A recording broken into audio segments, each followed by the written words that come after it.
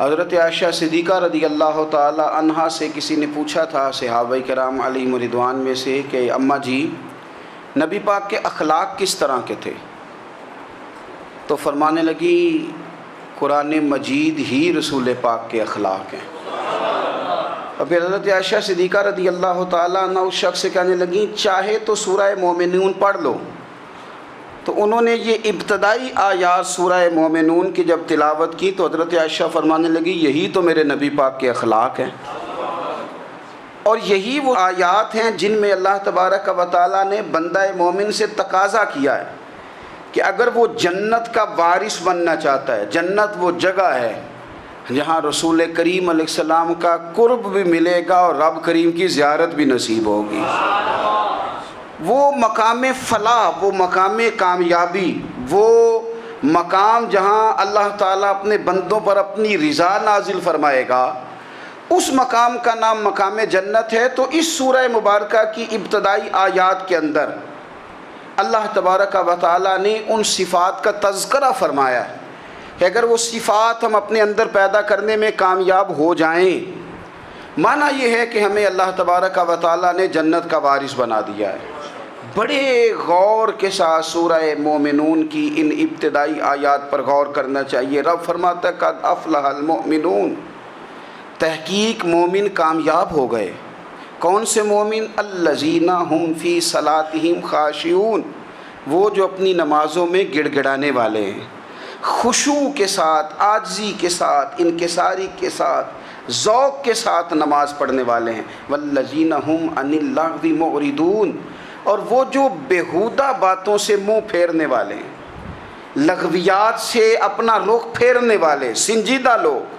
پھر ارشاد فرمایا والذین ہم للزکاۃ فاعلون، جو زکوٰۃ دینے کا کام کرنے والے ہیں۔ پھر فرمایا والذین ہم لفروجہم حافظون، اور وہ لوگ جو اپنی شرمگاہ کی حفاظت کرنے والے، اپنی شرمگاہ کی حفاظت کرنے والے۔ الا علی ازواجہم، مگر یہ کہ اپنی بیویوں پر، او ما ملکت ایمانہم، یا اپنی شرعی باندیوں پر۔ اس زمانے میں جو لونڈی خریدی جاتی تھی اس سے بھی وطی کرنا جائز تھا، اگرچہ اب لونڈیاں موجود نہیں ہیں تو یہ فعل بھی موجود نہیں، سوائے اپنی بیویوں پر یا شرعی باندیوں پر۔ فإنہم غیر ملومین، فرمایا جو یہ کام کرے اس پر کوئی ملامت نہیں ہے، اپنی بیوی کے پاس شرعی طریقے سے جائے یا باندی کے پاس جائے۔ فمن ابتغى وراء ذلک، اور جو آدمی اس کے بعد اس حد سے بڑھے، اس کے سوا کچھ اور کرے جو بندہ، فرمایا فاولئک هم العادون، یہ لوگ حد سے بڑھنے والے ہیں، جو لونڈیوں اور باندیوں کے علاوہ، اپنی بیویوں کے علاوہ کسی اور جگہ گندگی کریں، یہ حد سے بڑھنے والے، حدوں کو کراس کرنے والے لوگ ہیں۔ پھر ارشاد فرمایا والذین هم لاماناتہم وعہدہم راعون، اور وہ جو اپنی امانتوں اور اپنے وعدوں کی رعایت کرتے ہیں، امانتیں ادا کرتے ہیں، وعدے پورے کرتے ہیں۔ اور وہ لوگ جو اپنی نمازوں کی حفاظت کرنے والے ہیں، جن میں یہ خوبیاں آ گئیں، میرا رب فرماتا ہے نماز میں خشوع خضوع حاصل ہو گیا، فضولیات سے بچ گئے، زکوٰۃ ادا کرنے والے بن گئے، شرمگاہ کی حفاظت کرنے والے بن گئے، امانتیں عہد پورے کرنے والے بن گئے، اپنی نمازوں کے محافظ ہو گئے۔ اللہ اکبر، قربان جائیں۔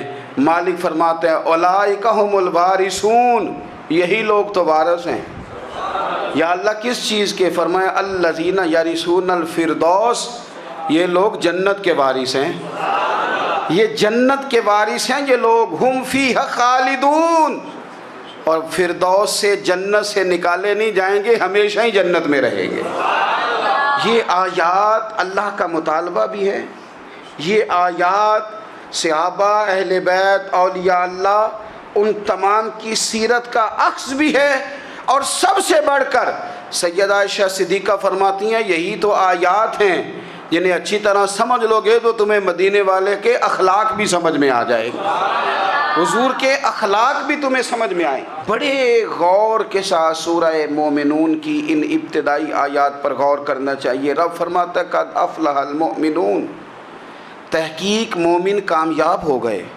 کون سے مومن؟ الذین هم فی صلاتہم خاشعون، وہ جو اپنی نمازوں میں گڑ گڑانے والے ہیں، خشوع کے ساتھ، عاجزی کے ساتھ، انکساری کے ساتھ، ذوق کے ساتھ نماز پڑھنے والے ہیں۔ دیکھیں قرآن نے یہ نہیں کہا شروع میں کہ وہ لوگ اپنی نماز پابندی سے پڑھتے ہیں، بلکہ فرمایا وہ نمازوں میں عاجزی کرتے ہیں، وہ نماز میں خشوع کرتے ہیں، خضوع کرتے ہیں۔ نماز ہم بھی پڑھتے ہیں، ڈھیر سارے لوگ ہیں جن کا یہ مطالبہ ہے کہ میرا نماز میں دل ہی نہیں لگتا۔ پہلی بات تو یہ ہے کہ دل نہ بھی لگے تو نماز پھر بھی پڑھنی ہے، اور دوسری بات یہ ہے کہ دل لگانے کو بھی تو کچھ انسان کے پاس چیزیں ہونی چاہیے نا، کوئی ضروریات ہوتی ہیں۔ سب سے پہلی بات یہ کہ مسئلہ نماز کا نہیں، مسئلہ اہمیت کا ہے۔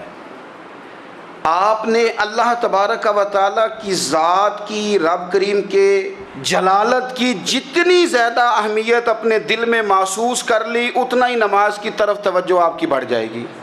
آپ سادی سی مثال ہے، غور کر لیں، جتنا آپ اپنے استاد کو پروٹوکول دیتے ہیں، جتنی عزت کرتے ہیں، اتنا ہی وقت پہ آپ ان کے پاس پہنچ بھی جاتے ہیں۔ اگر آپ کے دل میں اہمیت نہیں ہے تو آپ ٹال دیں گے، اور جس استاد کی اہمیت ہے اس کے فون کی گھنٹی بجتے ہی فون بھی اٹھایا جائے گا، اور بات پوری مکمل بھی نہیں ہوگی تو کہا جائے گا جیسے آپ کہیں گے، اور جو وقت وہ دیں گے ان سے 10 منٹ پہلے پہنچنے کی کوشش بھی کی جائے گی۔ بس سمجھ لیں دل لگنے نہ لگنے کا مسئلہ نہیں، اہمیت کا مسئلہ ہے۔ آپ جتنی اپنے مالک کی بارگاہ کی اہمیت سمجھ لیں گے، اتنا ہی وقت پہ مسجد آئیں گے، اتنا ہی شوق سے نماز پڑھیں گے۔ دوسری بات، نماز کے ترجمے پہ غور کریں۔ آپ یقین کریں اگر نماز کا ترجمہ ہمیں آ جائے نا تو ہمیں تو یوں لگے کہ ہم تو اپنے مالک کی بارگاہ میں عرض و معروض کرنے حاضر ہوئے ہیں۔ یہ سورہ فاتحہ ہی دیکھ لیں آپ، حضور فرماتے ہیں، رب فرماتا ہے سورۃ فاتحہ آدھی میری ہے آدھی میرے بندے کی ہے۔ جب اس نے کہا الحمدللہ رب العالمین الرحمن الرحیم مالک یوم الدین ایاک نعبد و ایاک نستعین، جب یہاں تک وہ لفظ کہتا ہے تو یہ حصہ میرا تھا، اس نے اپنے رب کی تعریف کی، اور جب کہا نا اس نے اہدنا الصراط المستقیم، اب بندے نے التجائیں شروع کر دی۔ اس نے کہا کہ مالک بھی تو ہے، رحمان بھی تو ہے، رحیم بھی تو ہے، عبادت بھی تیری کرتے ہیں تو مدد بھی تو تجھی سے مانگنی ہے نا، اب مہربانی فرمانا اہدنا الصراط المستقیم، ہمیں سیدھا راستہ دکھا دے، صراط الذین انعمت علیہم، ان لوگوں کا راستہ دکھانا جن پر تو نے انعام کیا ہے، غیر المغضوب علیہم ولا الضالین، ان کے راستے پہ نہ چلانا جن پر تیرا غضب ہوا، جو گمراہ ہو گئے ان کے راستے۔ تو نماز میں جب ترجمے پر آپ کا غور ہوتا ہے تو آپ کا تو دل خود بخود لگ جاتا ہے، شوق بڑھ جاتا ہے آپ کا۔ تو اتنی چیزیں ہم زندگی میں یاد کرتے ہیں، تو اگر ترجمہ بھی نماز کا یاد کر لیں اور پھر شوق سے پڑھیں تو آپ یقین کریں طبیعت کھنچی چلی آئے گی۔ ہمارے یہاں کچھ لوگ نماز پڑھتے ہیں پر بڑی لاپرواہی سے پڑھتے ہیں، کبھی ادھر دیکھتے ہیں کبھی ادھر دیکھتے ہیں، کبھی بال سہلاتے ہیں۔ وہ میں نے دیکھا ہے سجدے جا رہے ہیں تو سیانے سیانے بندے کبھی کپڑے کو چھیڑ رہے ہیں کبھی جگہ کو چھیڑ رہے ہیں۔ میرے نبی کریم صلی اللہ تعالیٰ علیہ وسلم نے فرمایا ان لوگوں کا کیا حال ہے جو اپنی نماز میں نظریں آسمان کی طرف اٹھاتے ہیں، رکوع سے اٹھے تو اوپر دیکھنا شروع کر دیا، کیا حال ہے ان کا۔ اور پھر حضور نے ایک موقع پر تو سختی فرمائی، فرمایا جو نماز پڑھتے اپنی نظریں آسمان کی طرف اٹھاتا ہے وہ باز آ جائے، ورنہ ایسا نہ ہو کہ رب اس کی آنکھیں ہی چھین لے، وہ باز آ جائے اس کام سے۔ خشوع کے ساتھ نماز پڑھے، عاجزی کے ساتھ نماز پڑھے، اس کا دل لگا ہوا ہو نماز کے اندر۔ میرے نبی پاک صلی اللہ تعالیٰ علیہ وآلہ وسلم کے غلام حضرت انس بن مالک رضی اللہ تعالیٰ عنہ فرماتے ہیں کہ رسول پاک صلی اللہ علیہ وسلم نے مجھ سے فرمایا تھا کہ بیٹے نماز میں ادھر ادھر دیکھنے سے بچو، کیونکہ فرمایا نماز میں ادھر ادھر توجہ کرنا یہ بندے کو ہلاک کر دیتا ہے، ہلاکت ہے اس میں اگر تم نے ادھر ادھر توجہ ہوگی۔ نماز تم مالک کی بارگاہ میں کھڑے ہو اور تم دیکھ ادھر ادھر رہے ہو، تو ایک تو نماز عاجزی کے ساتھ۔ پھر فرمایا والذین ہم عن اللغو معرضون، وہ لوگ جو فضول باتوں سے لغویات سے اپنا منہ پھیر لیتے ہیں، فضولیات سے۔ ہمارے ہاں نا بہت سارے لوگ ایسے ہیں جو بلا وجہ ان چیزوں میں دلچسپی لیتے ہیں جو ان کے مطلب کی نہیں ہے، ان کے مطلب کی مطلب آپ کسی سے ملنے کہتے ہیں کیا حال ہے، ٹھیک ہے جی، بچوں کا کیا حال ہے، ٹھیک ہے، بچے کتنے ہیں؟ تو بھئی آپ کو جب پتہ ہی نہیں تھا کتنے ہیں تو حال کیوں پوچھا آپ نے؟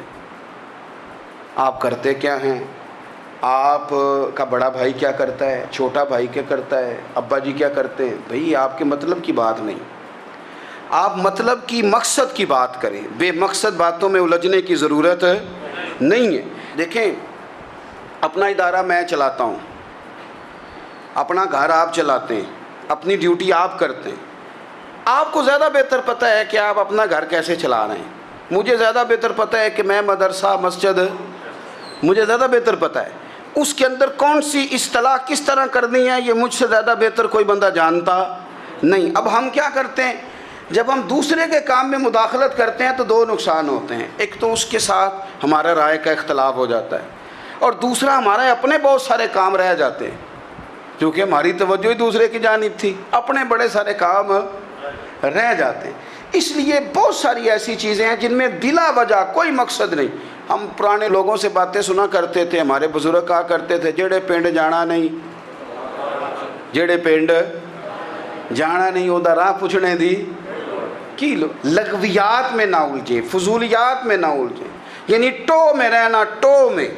آپ یقین کریں، میں نے پرسنلی طور پہ اس چیز کو محسوس کیا ہے کہ ہمارے بہت سارے اہم حقوق صرف اس لیے مس ہوتے ہیں کہ ہماری اپنے سے زیادہ توجہ سامنے والے پہ ہوتی، سامنے والے۔ میں نے دیکھا بڑے بڑے عجیب سوال اور بڑے بڑے انوکھے سوال، مطلب یہ کہ اتنی لمبی چوڑی، اور لوگوں کو بڑا پتہ ہوتا ہے یہ فلاں آدمی جو ہے اس کے بچے کتنے ہیں، وہ بیاہ کہاں پہ ہیں، کس کس علاقے میں ان کی شادیاں ہوئی ہیں۔ اتنی تفصیلات کی ہمیں ضرورت نہیں ہے، ہم سے تو ہمارے بارے میں پوچھا جائے گا، تو ہمیں اپنا معاملہ بڑا صاف ستھرا۔ دیکھیں کیا سونی بات کی مدینے والے رسول نے، قربان جائیں حضور کے جملوں پر۔ ایک شخص نے پوچھا حضور سونا اسلام کون سا ہے، خوبصورت مسلمان کون ہے؟ تو نبی پاک صلی اللہ علیہ وسلم نے فرمایا وہ خوبصورت مسلمان ہے جو بات اس کے مقصد کی نہیں، بے معنی ہے، وہ بات وہ چھوڑ دے۔ بے مقصد باتوں سے الجھنا جو بندہ چھوڑ دے وہ مسلمان بڑا سونا مسلمان ہے۔ ہم کمزور اس لیے ہوتے ہیں کہ ہماری توجہ زیادہ دوسروں کی باتوں پر پڑتی ہے۔ پھر فرمایا والذین ھم للزکاۃ فاعلون، وہ لوگ جو زکوٰۃ دینے کا کام کرتے ہیں، صدقات کرتے ہیں، خیرات کرتے ہیں، وہ کامیاب ہو جاتے ہیں۔ پھر فرمایا والذین ھم لفروجہم حافظون، وہ جو اپنی شرمگاہ کی حفاظت کرتے ہیں۔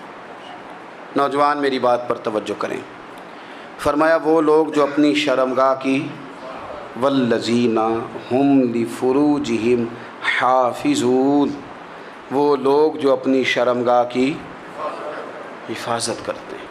حضور غوث پاک رضی اللہ تعالیٰ عنہ فرمایا کرتے تھے دو چیزیں انسان اپنی سنبھال لینا، ایک پیٹ اور ایک شرمگاہ، تو فرماتے تھے ولایت اس کے بڑی قریب آ جاتی۔ ہم نہ ان لذات میں الجھ جاتے ہیں۔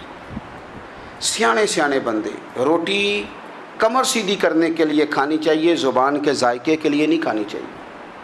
یہ زبان کا ذائقہ لگ جائے یہ کہیں کا نہیں چھوڑتا انسان کو۔ اپنی شرمگاہ کی جو لوگ حفاظت کر لیتے ہیں، کوئی بڑے سے بڑا گناہ کرنے سے بھی بندہ کافر نہیں ہوتا، بندہ کفر کرنے سے کافر ہوتا ہے۔ گناہ بڑے سے بڑا کرنے والا بھی گناہ گار ہے، کافر نہیں۔ لیکن بعض گناہ ایسے ہیں جو جس وقت بندہ کر رہا ہوتا ہے اس وقت وہ مومن نہیں ہوتا۔ میرے نبی کریم صلی اللہ تعالیٰ علیہ وسلم نے فرمایا جب کوئی شرابی شراب پیتا ہے اس وقت مومن نہیں ہوتا، جب کوئی چور چوری کرتا ہے تو اس وقت مومن نہیں ہوتا، اور جب کوئی زانی زنا کرتا ہے تو تب وہ مومن نہیں ہوتا۔ اتنی دیر کے لیے اس کے دل سے ایمان نکال لیا جاتا ہے۔ یہ جو ہمارے لڑکے بن سنور کے نکلتے ہیں، یہ جو میک اپ کا خرچہ لڑکیوں کے برابر لڑکوں کا ہوتا جا رہا ہے، یہ جو لڑکے بھی رات کو چہرے پر کریم لگا کر کے سوتے ہیں، یہ بتا سکتے ہیں کہ مقاصد کیا ہے؟ بتا سکتے ہیں؟ یعنی بچے بھی بغیر شیمپو کے بال نہیں دھوتے، مثلا کیا کرنا ہے آپ نے اس کا؟ بڑی بڑی قیمتی چیزیں جو ہیں وہ آپ نے رکھی ہوئی ہیں، مقصد کیا ہے؟ یہ جو ہمارے بچے بن سنور کے نکل رہے ہیں تو کیا دعوت دے رہے ہیں سوسائٹی کو؟ شارٹ نکرے پہن کے جو نکلے ہوئے ہیں اریاں لباس پہن کے نکلے ہوئے. اقبال نے کہا تھا دیار مشرق ہوس میں غلطاں، شباب اریاں شراب اسیاں، جسے بھی دیکھو غری کے اسیاں. ہم ایسی تہذیب کیا کریں گے؟ شباب اریاں، تم نے اپنی جوانی ننگی کر ڈالی ہے ساری معاذ اللہ. کن مقاصد کے لیے؟ میں وہ اعداد و شمار بتا نہیں سکتا. ہمارے ہاں گاند سستا ہو گیا ہے، لوگوں نے گناہ تک پہنچنا آسان بنا دیا ہے. آپ دیکھ لیں گندگی دروازے پہ اور گند موبائل میں. کیسے بچائیں ان بچوں کو؟ کیا کریں؟ کلیجے پھٹتے ہیں. ابھی باتیں سوچتے ہیں تو سوچتے ہیں آنے والی نسل کو کہاں لے جائیں، کہاں چھپائیں، کیا ایسا کریں کہ یہ بچ جائیں. خدا را قربان جائیں حضرت عثمان غنی پر. مصنف ابن ابی شیبہ میں صحابہ فرماتے ہیں حضرت عثمان غنی نا بڑے مالدار تھے. مال آتا ہے تو لوگ عیاش نہیں ہو جاتے، مال آتا ہے تو لوگوں کی خواہشات بہت بڑھ نہیں جاتی. بڑے مالدار تھے، مالدار بھی تھے اور سونے بھی بڑے تھے. حضرت اسامہ بن زید کہتے ہیں میں نے زندگی میں اتنا سونا بندہ نہیں دیکھا جتنے حضرت عثمان غنی خوبصورت تھے، پیسہ بھی حسن بھی. لیکن فرماتے ہیں کہ حضرت عثمان غنی سب سے بڑھ کر اپنی شرمگاہ کی حفاظت کرنے والے اور سب سے بڑھ کر صلہ رحمی کرنے والے، رشتہ داروں سے اچھا سلوک کرنے والے، حیا والے، شرم والے، پاکیزگی والے. آپ کا ذہن ہے، آپ صبح اٹھتے ہی ذہن بنا لیں کہ میں نے آج اتنا سبق پڑھنا ہے، آج اتنی تفسیر دیکھنی ہے، اتنی عبادت کرنی ہے، فلانی نعت میں نے دیکھنی ہے، فلاں خیر کا کام کرنا ہے، فلاں آدمی کے ساتھ نیکی کرنی ہے. صبح ذہن بنا لیں، آپ کا ذہن وہی کام کرنے لگے گا. لیکن اگر صبح اٹھتے ہی ذہن میں گندگی ہے، رات کو سوتے ہی معاذ اللہ ذہن میں وسوسے ہیں، تو پھر سارا دن وہی چکی چلے گی، وہی انداز رہے گا. تھوڑا سا آپ کو اس کی نگرانی کرنی ہے. تھوڑا سا فحاشی اریانی یہ تیزی سے پھیل رہی ہے، تیزی سے گندگی لوگ کشید کر کے لاتے ہیں. اور حیا کا مطلب صرف اتنا ہی نہیں ہے آپ زنا اور بدکاری سے بچیں، آپ اپنی زبان کو بھی حیا والا بنائیں. کوئی کچا کمزور جملہ، گندی بات، گالی کبھی بھی زبان پہ نہ آئے. آپ کا انداز حیا والا ہو. بے باک ہو جانا، بے باک بولنا، میں باریکی سے اس بات کو سمجھتا ہوں اور میں آپ کو بہت ساری بزرگوں کے ارشادات کا نچوڑ عرض کرنے لگا ہوں. آپ اپنا ذہن صاف کر لیں، آپ کے بہت سارے کام ویسے ہی صحیح ہو جائیں گے. چونکہ ہمارے دین کے اندر زیادہ اجر نیتوں اور ارادوں پہ ملتا ہے. آپ کے جو اندر کی پاکیزگی ہے وہ بہت سارا فضل لاتی ہے اللہ کا. اور اگر دل ہی نہ پاک ہو، ذہن ہی نہ پاک ہو، تو وہ خیر کی چیزیں کس طرح کر کے داخل ہوں گی؟ اپنی شرمگاہ کی قربان جائیں. نوجوانوں ذرا غور کرنا. میرے نبی کریم صلی اللہ تعالیٰ علیہ وسلم کے بارے میں حضرت عائشہ صدیقہ فرماتی ہیں کہ عرب کی کنواری لڑکیاں بڑی حیا والی ہوتی تھیں، لیکن اللہ کے پیارے رسول صلی اللہ علیہ وسلم عرب کی کنواری لڑکیوں سے بھی بڑھ کر حیا والے تھے. یہ ہمارے بچے مذاق میں ہمیں کئی دفعہ کہتے ہیں شادی کرا دو، شوگل میں کہہ دیتے، ابا کو کہہ دیتے ہیں، ابا کو نہیں منہ پہ آ کے کہہ دیتے ہیں، کہتے ہیں یہ بڑا بھائی مصیبت بن گیا، یہ ہٹے گا تمہاری باری آئے گی. آپ کچھ ایسی باتیں کر رہے ہیں، کچھ ایسے انداز آپ اختیار کر رہے ہیں جو وزادار لوگ کرتے نہیں. شرم و حیا سے وہ چیزیں ڈھل جاتی ہیں جو باتیں ہمارے بچوں کی زبانوں پر بے باکی کے ساتھ آنے لگی ہیں. اور میں آپ کو ایک عقلی بات عرض کرتا ہوں، آپ اپنی زبان سے جو جملے خود ادا کرتے ہیں وہ جملے آپ کے دل پر بھی اثر کرتے ہیں. اگر آپ غلط بات بار بار کریں گے تو آپ کا دل بھی غلط بات کی طرف مائل ہو جائے گا. آپ 10 بار 15 بار 20 بار کوئی خیر کی بات کریں، خیر کی، تو آپ دیکھیں کہ آپ کا دل بھی خیر کی طرف مائل ہو جائے گا. آپ خیر کی باتوں پر اپنے آپ کو لائیں، اچھی باتوں پر اپنی توجہ لائیں، آپ کا دل بھی اچھائی کی طرف مائل ہو جائے گا. کفل کا ایک واقعہ ترمذی میں ملتا ہے. ایک شخص کفل نام کا تھا بنی اسرائیل میں. ایک عورت مجبور تھی، اس کے بچے بھوکے تھے، تو کفل نے اسے مائل کر لیا کہ تو میرے ساتھ گناہ کرے گی تو پھر میں تیرے بچوں کی روٹی تجھے دوں گا. تو وہ عورت پہلے تو بیچاری نہ مانی، لیکن بچوں کی بھوک دیکھ کے مجبور ہو گئی. جب کفل کے قریب گئی نا وہ عورت، اس نے دروازے سارے بند کر لیے. ترمذی شریف میں اس کا واقعہ موجود ہے. چاروں جانب سے بند ہو گیا سارا کچھ. لیکن جب وہ کفل کہتا ہے میں اس بی بی کے پاس جانے لگا تو عورت کا وجود کانپتا تھا. جس بندے کو گناہ کی طرف جاتے اس کی طبیعت میں ہیجان پیدا ہو تو معنی یہ ہے کہ ابھی ذہن پورا غلیظ نہیں ہوا، ابھی طبیعت پوری گندی نہیں ہوئی، ابھی ایمان کی بہت ساری قسمیں موجود ہیں، عورت کا وجود کانپتا ہے. تو کفل کہتے ہیں کہ میں نے اسے کہا کہ سارے دروازے بند ہیں، ڈرتی کیوں ہے؟